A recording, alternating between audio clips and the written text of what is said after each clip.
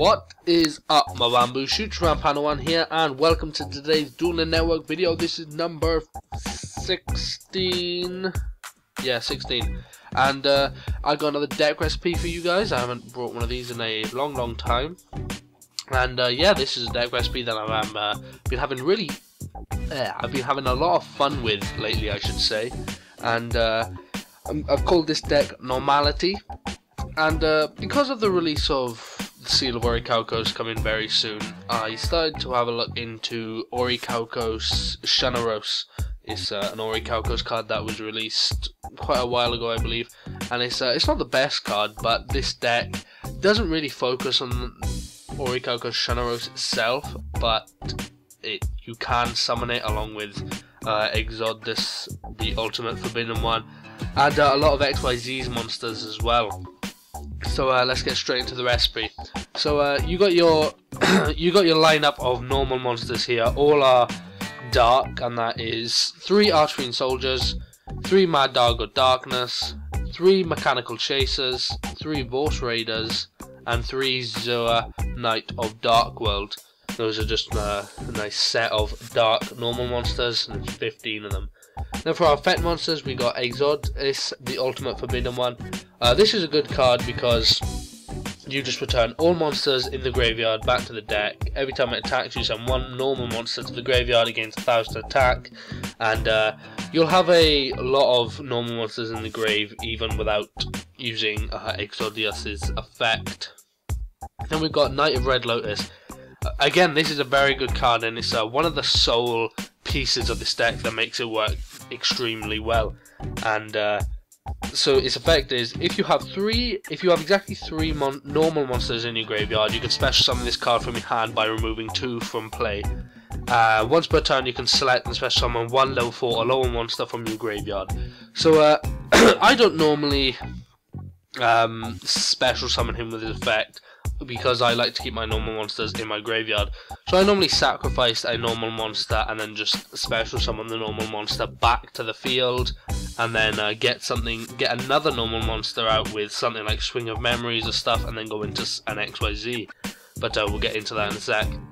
We got 2 of those Red Lotuses, and then we got 3 Orichalcos Shunoros. Now this card can only be special summoned when a normal monster you control is destroyed by battle, and it has 1,000 attack for each monster your opponent controls, and face up level 4 or lower normal monsters on the field cannot be destroyed by card effects. So it can be a pretty effective wall against mirror forces or whatever. So yeah, it's a pretty good card.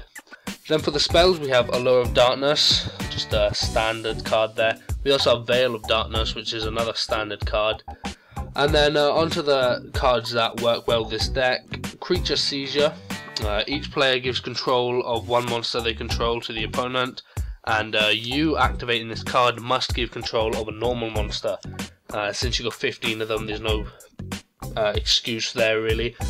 And this is normally a card which you want to keep in your hand until your back's against the wall really. So if they've got their big powerful monster out, you just go into a normal monster, activate Creature Seizure, and just swap the places, and then you're in control of the monster for the remainder of the duel, unless it's destroyed and they bring it back, whatever.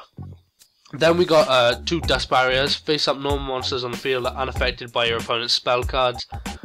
This is just a little bit of support really for stuff like mind control maybe, and just other things in that nature. So it's good to run 2 of these, which I am. Swing of Memories, special summon 1 normal monster from graveyard is destroyed during the end phase. Doesn't really get destroyed because we use it as an XYZ material. 2 Symbols of Duty. Send 1 normal monster you control to the graveyard. Select and special summon 1 monster from either graveyard and equip it with this card.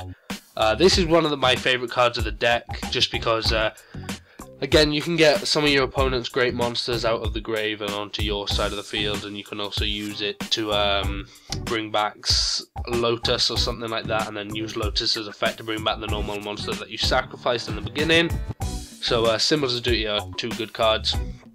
And then for our traps, we have 2 Birthrights, just special summon a normal monster from your graveyard. 3 Common Charities, draw 2 cards, and then remove and play 1 normal monster card from your hand. If you don't have any normal monsters in your hand, send all cards to the graveyard. And Justi-Break, which is again a very good card. It's like Mirror Force, but it pretty much wipes the field unless your opponent has face-up attack position monsters. So I'm running 2 of those.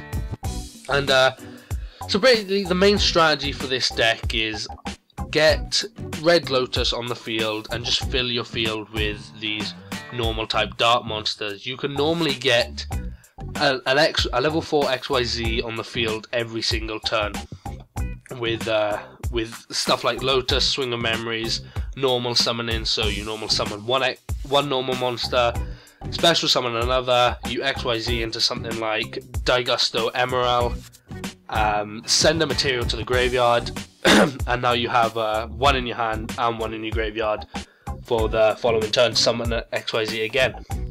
As for the XYZ monsters, I've got 2 Utopias, just standard really, 2 Daigusto Emeralds, 2 Kachi Kochi Dragons, 2 Photon Butterfly things, can't pronounce that last name, sorry. A Photon Strike Bouncer, which 2 level 6, Red Lotus is level 6, and I'm running 2 of them.